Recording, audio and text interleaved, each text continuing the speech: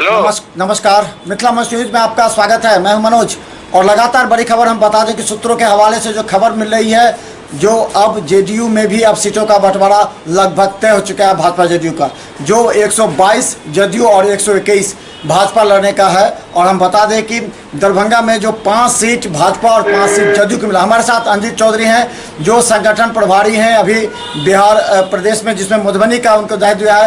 अंजित जी, क्या स्थिति है मधुबनी की? मधुबनी में कितने सीट मिला है आपके जदयू को?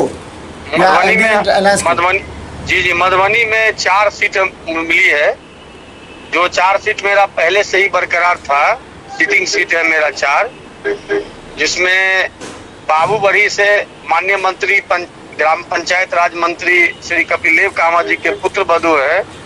जिला पार्षद है श्रीमती मीना कामा, उनको ही संभावित है कि उन्हीं को मिलेंगे, लगभग तय हो चुकी है।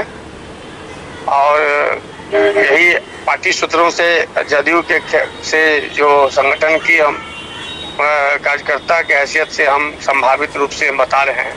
हाँ, हमारा 4 सीट है और उसमें माननीय मंत्री लक्ष्मेश्वर राय जी हैं, वहाँ लोकहा में है। और सुधांशु शेखर जी माननीय विधायक हरलाखी है। और फुलपरास में अभी संभावना सीट तो मेरा ही है, लेकिन अभी क्लियर हो जाएगा, शाम तक तय नहीं हो पाएगा जी। संभावित प्रत्याशी है वहाँ अभी, लेकिन जे 4 सीट मेरा है जेडीयू का वहाँ। तो मधुबनी में आप 4 सीट पर लड़ रहे हैं जदयू? जी जी, ठीक है। ये बताइए कि दरभंगा की क्या स्थिति है? दरभंगा में कितने सीट पर आपका अलायंस हुआ है? दरभंगा में हमारा लगभग अलायंस तो आधा आधा है। 5 सीट पर लोगों का दावा है, लेकिन अभी जैसा कि हम लोग को जानकारी प्राप्त है, हमारे उम्मीदवार अली ग्रामीण से ड्यूटी के विधायक माननीय विधायक अभी ग्रामीण से चुनाव लड़ेंगे, हराज फातमी साहब।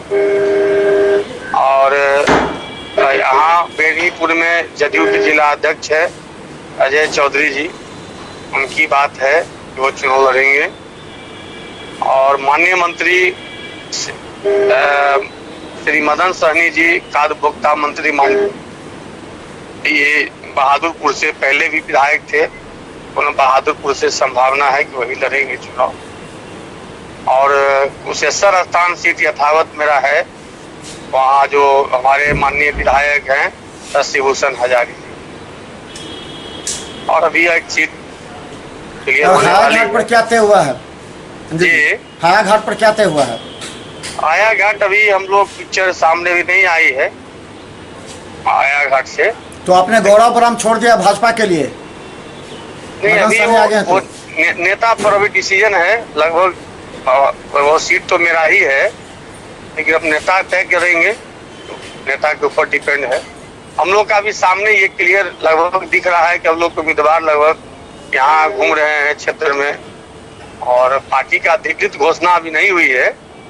अधिकृत घोषणा से पहले हम कहना उचित नहीं है, लेकिन आप कब तक हो जाएगी अधिकृत घोषणा? कब तक हो जाएगी? कब तक हो जाएगी अधिकृत घोषणा? हमको संभावना है कि प्रथम चरण का जो चुनाव है उसका घोषणा हो चुकी है। हम लोग के यहाँ द्वितीय चरण और तृतीय चरण में चुनाव है दरभंगा मधुबनी। तो कल संभावना है कि कल तक जो है तो अधिकृत। तो चले हम बड़ी खबर बता दें, जैसा कि बता रहे हैं कि बेनीपुर से अजय चौधरी जो कि जिला अध्यक्ष है, कल तक ये कहा जा रहा था वहां से पहले ही सुनील चौधरी वहां के विधायक थे, लेकिन अब सुनील चौधरी को क्यों हटाया गया? अंजित जी, नहीं तो सुनील तो वहाँ अभी संभावना है, ये सब संभावित है।